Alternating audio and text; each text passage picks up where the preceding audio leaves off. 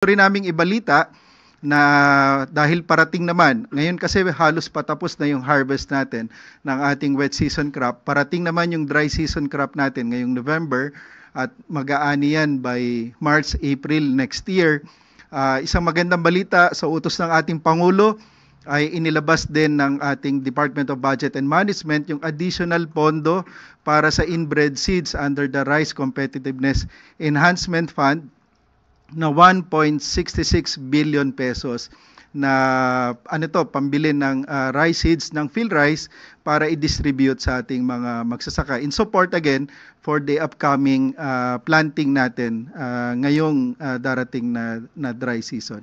At isa pa siguro nabalitaan nyo rin na nagpadala ang PhilRice sa unang pagkakataon sa Global Seed Vault sa Norway yung ating mahigit sa 4,417 samples ng mga traditional at saka mga weather resistant na mga binhi ng palay. So kasama rito yung Milagrosa, Dinorado, at saka yung ibang traditional, yung kiyangan dito sa Cordillera.